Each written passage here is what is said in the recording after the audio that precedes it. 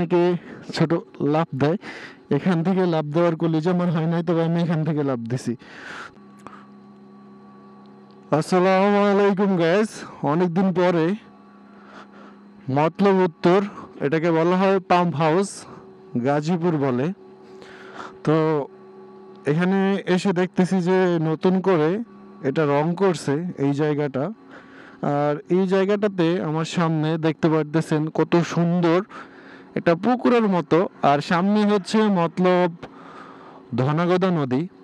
সেই নদী থেকে পানি উত্তোলন করে এই প্রতিষ্ঠান।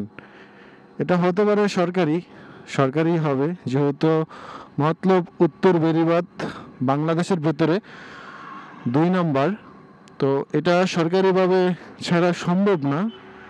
তো যাই হোক, এখন এখান থেকে পানি উত্তোলন করে এই প্রতিষ্ঠানের মাধ্যমে, এই প্রতিষ্ঠান 2 দিকে 2টা খাল আছে, এদিকে একটা খাল আছে, এদিকে একটা খাল আছে। এই খালের মাধ্যমে ওনারা পানি সরবরাহ করে এই মতলব উত্তরের কৃষকদের জন্য। আর এখানে আমরা অনেক সময় আসি গোসল করার জন্য। তো দেখতে পারতেছেন এখন নদীতে পানি একটু বেশি, যার কারণে পানিটা অনেক সুন্দর, কত পরিষ্কার। তো এখান থেকে আমরা গত 24 সালে গোসল করছি। এখানে গোসল করতে মজাই লাগে, এখান থেকে লাফও দেওয়া যায়। এই যে এগুলা থেকে অনেকজন লাফ দেয়।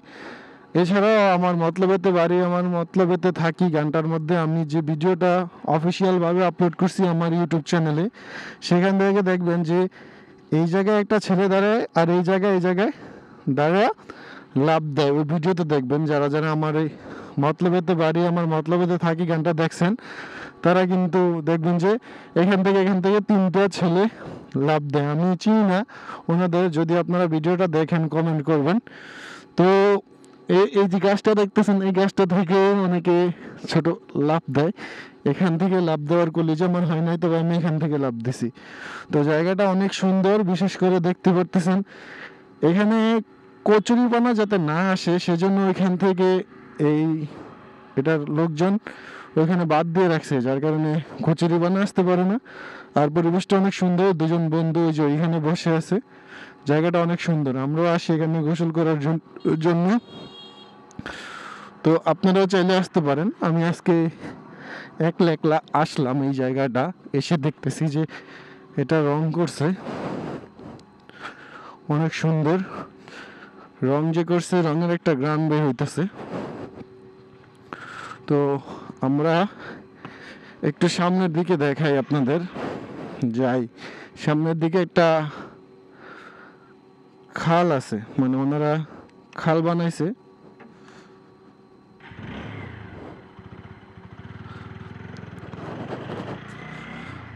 এই যে সামনে গেলেই দেখতে পারবেন যে একটা খাল আছে। আমি একটু রং সাইডে ঢুকি, এই সেই খাল।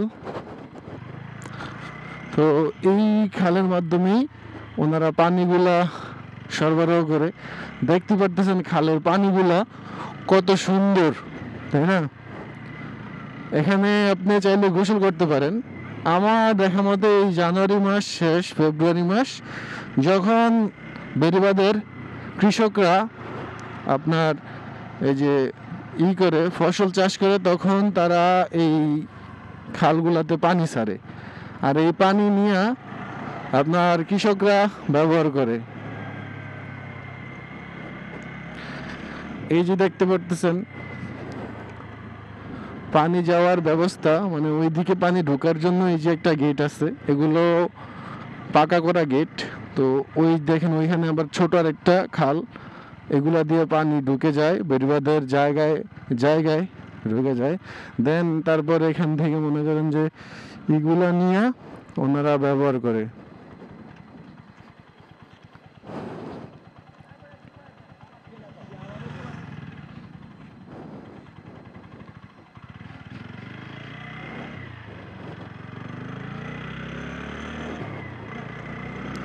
তো এখানে অনেক সময়, যখন গত বছর এই যে দেখুন রংগুলা লেগে আছে, গত 24-এ যখন অনেক গরম পড়লো তখন কিন্তু মনে করেন যে আমরা সবাই আমাদের সাথে আমরা ফ্রাইডে একবার আসছিলাম, আইসা দেখি যে অনেক লোকজন গোসল করতেছে।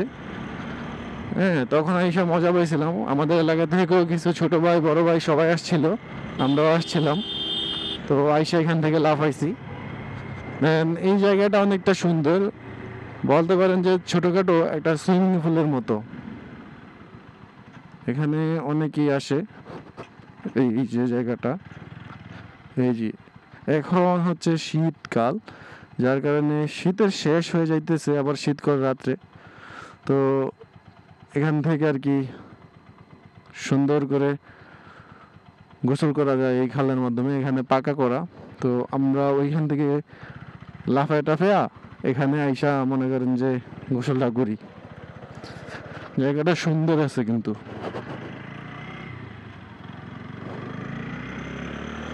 চাইলে গোসলের জন্য আপনারা আসতে পারেন। খাজুর গাছগুলা সুন্দর, হাঁসগুলা দেখুন সারি সারি বাঁচতেছে।